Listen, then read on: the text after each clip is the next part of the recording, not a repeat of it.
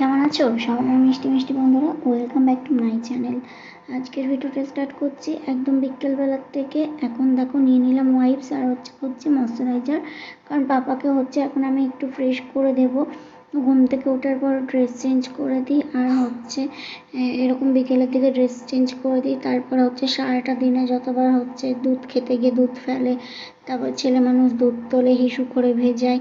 আমাকে শুধু রাতেই প্যাম্পার্স পরাই, তা নাহলে সারাদিন ওকে আমি প্যাম্পার্স পরাই না। আর প্যান্ট একটু আগে পরিয়েছিলাম, আমি নিচ দিকটা মুছিয়ে টুছিয়ে দিয়ে ওকে আমি প্যান্টটা পরালাম, কারণ ভিডিও করবো সেই কারণে।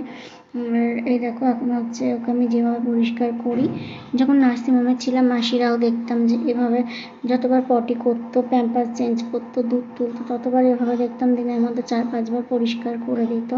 তো ওনারাও খুব ভালোভাবে দেখে শুনে রাখতো। তো ওনাদের দেখে প্যাম্পার্স কীভাবে সাইডে ছেড়ে কীভাবে কী করে, এগুলো ওনাদের কাছ থেকে অনেক কিছু শেখা।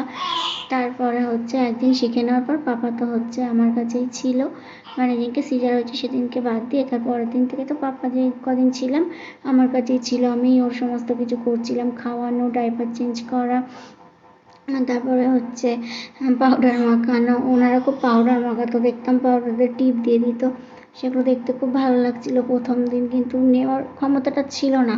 পাশে ওই দিয়ে গেছিলো একটুখানি, অনেকবার বলেছিলাম মাসি একটু দিয়ে যাবে, বলছে না মা তোরা যে শরীর খারাপ তুই রেস্ট নে, বাড়িতে গিয়ে তো নেবে, এখানে আমরা রয়েছি আমরা নিই।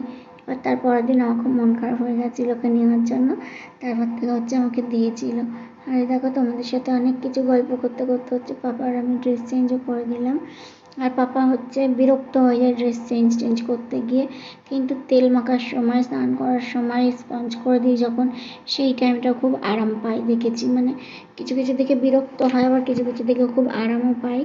আমার ছোট্ট পাপাকে এখন ছোট্ট জামা পরে দিচ্ছে, আমি ভুলাচ্ছি। আর এদিকে হচ্ছে মাম্মা রয়েছে, এখন হচ্ছে প্রচুর চাপে রয়েছে আমি। একদিকে মাম্মাকে স্নান করানো, পাপাকে স্নান করানো, এর খাবার বলছি ওর খাবার বলা, এই সমস্ত চাপের মধ্যে রয়েছি।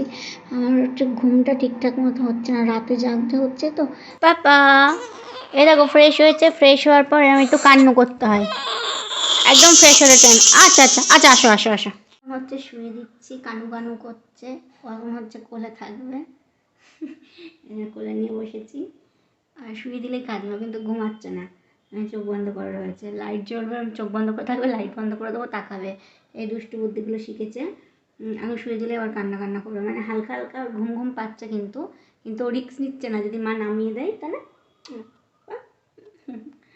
এই আমার পা হচ্ছে দুষ্টু বুড়ো হয়ে গেছে, সব বুঝে গেছে।